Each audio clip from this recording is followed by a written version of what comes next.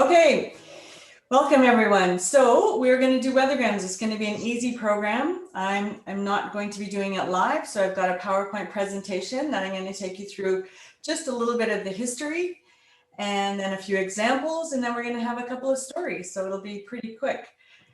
This is the first time I've done Weathergrams. I know for those of you that have been in the guild for a while that you have done them before, but I think it's a good refresher and it's a nice time to be doing them, I think. So, Weathergrams are inspired by Lloyd Reynolds, and they're based on a Japanese tradition where, between the equinox and the solstice, they would write on rice paper strips and hang them in trees, and those were to bring blessings to the people and to celebrate a new season. Traditionally, it was a short verse written in italic and with the first letter written in Japanese vermilion. So that, I'm telling you the traditional side now. Things have kind of evolved a bit.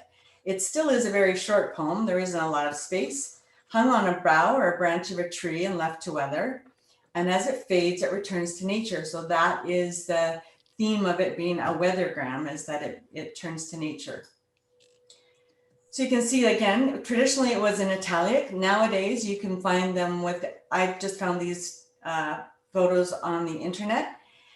Any lettering is fine. The true part of the weathergram is in the meaning. It's supposed to be a nice message, a sudden insight or a feeling, because they're meant to be in a place where other people will see them. So it's a message for other people to see as they go by, and therefore not really that long. You can see in this example as well that this person has used lots of different kinds and colors of paper, lots of different inks, has put some different illustrations on as well. So, pretty much it's whatever you want to do now.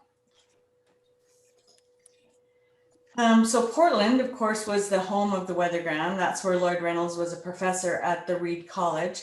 And he actually founded the Portland Society for Calligraphy. I didn't know that till I did a little bit of research on him. So Portland is still a big group and do weathergrams every year. This is a little splinter group, and I had some connection with the woman that put this article into Bound and Lettered that I found out about, and these guys are a spin-off, and they do them every single year. So there's 12 people in their group. They do them and they exchange them, and then they hang them, and they've sent them around the world. So it's pretty cool, actually. And the Bound and Lettered one, which I have right now, and I'll go back to Kathy, the June 2020 version, has a really interesting article about the weathergrams and what they did. So they do a bit more traditional style, but again, you can see the lettering can go sideways, it can go straight up and down, you can fill in letters. Lots of people use a chop or just make a symbol at the bottom to show that they're there, they're yours. Oops. And then the other group, oh my goodness. So the Edmonton Calligraphic Society, which again is, I joined this year. It's a great one. They just have programs. Violet was talking about them once a month for 2 hours. But they did a huge program this year where they decided to support the care workers at the Grey Nuns Hospital in Edmonton. So they made 700 weathergrams and hung 200 in the trees outside the hospital. And then the staff put 500 more like on the car windows or gave them to the staff as they were coming out of the hospital. So what a great idea that was. And then a spin-off of this group actually did another one in another town where they did it for people that were looking after disabled folks. So they did another one. So again, really interesting way, really easy way, instead of having to put things into a card and an envelope, to let people know how much you care. And again, just a little bit more from their group. So you can see again that they've used all different kinds of paper. They've put little embellishments on, they've put illustrations on. So yeah, really interesting things to do. And then after you finished your weathergram, you can see that these are folded over, there's twine on them. And then the idea is to hang it outside It can be on a tree if you have a tree in a yard. It doesn't have to be on a tree. It could be on a deck. It could be on your patio. It can be anywhere you want. The idea is for other people to see it, but it could also just be for you if you want to just enjoy it where you are. These ones were from Gemma Black. And then this is the first year I've done one. So last week I did one with my grandchildren, 2 girls, and this is the one that I made, and I hung it in my backyard just for a minute while I took the photo, and then I sent it to them because this was when I asked them what words should go on a weathergram, they said sharing is caring. So I did this one for them. Yes, so that's the one that I did. That's my first ever that I've done. So you see that they are pretty simple, easy to do. The final step then will be for you guys to finish your weathergrams and then hang them somewhere, take a picture, and then send them back to me. And then in the meeting in June, we will show as a program everybody's weathergram hung wherever they are. And now I'm going to turn it over to Betty. Betty has a story that she wants to tell.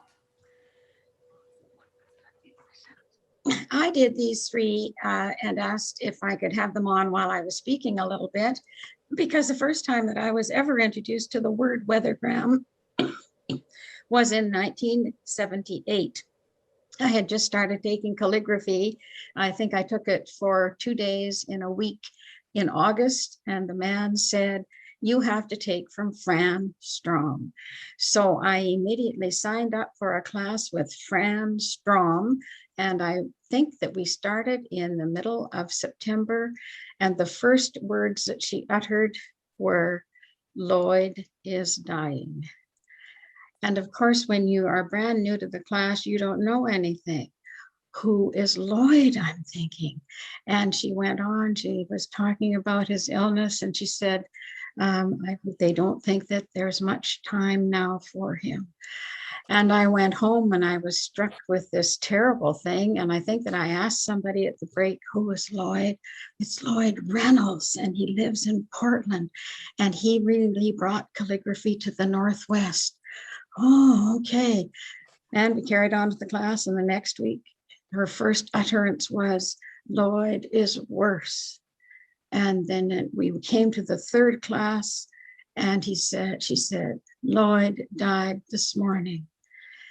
And then she said, "But the Portland calligraphers are getting together, and they're going to hang weathergrams in the trees at Reed College, and we all have to be a part of it. And I want you each to make weathergrams." So that was my first introduction to it in 1978, and he died on October the 4th.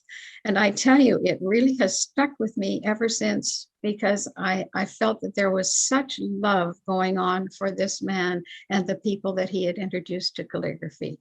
These are 3 that are accredited to him. And so I thought that I would do them and have them here as I was speaking. So thank you. So I have just kind of a cute little story. So some of you may know Martin Jackson, who is quite a fairly renowned calligrapher in the calligraphy world. He lives in Vancouver, and he's been a member of the West Coast Calligraphy Society for many, many years. And I think he's been here. He certainly was at our conference that was here in Shawnigan. And I think he's also come a number of times for workshops quite a while ago. So anyway, there was a small group in the West Coast Calligraphy Society, a study group that lasted probably about 15 years, and it was called Trivial Pursuit. And our programs at the meeting a couple of times were about weathergrams. And Martin would usually supply the craft paper. So he gave a lot of craft paper to the Trivial Pursuit people. And we decided as a thank you in one of our meetings to make weathergrams. So we made a lot of weathergrams. And I found a journal from many years ago, issues 74 and 75. And so I was going to read to you what happened. So we made weathergrams, And Martin lived not far away from where we were meeting, and a couple of the ladies were designated to hang the weathergrams in his garden. And they had an older home in Kitts, near Kitts Beach, and kind of a patio at the front with lots of trees and places to put these things. So I found in the journal, it says, Trivial Pursuit, Tuesday, April the 9th, 1997. The fairy gremlins arrived as fairy dust within the dew that fell on Martin's garden that night. We, the fairy dust, were a little scared that Martin or his wife Patty would see us in the garden so that we would be mistaken for burglars, but magic was on our side. Our secret was safe until the next morning when Patty, Martin, the mail carrier, and the neighbors all pounded, curious at the sight of the paper cover, at bits of paper covered with haiku waving like leaves in the Jacksons' garden. And we reproduced the letter that Martin sent.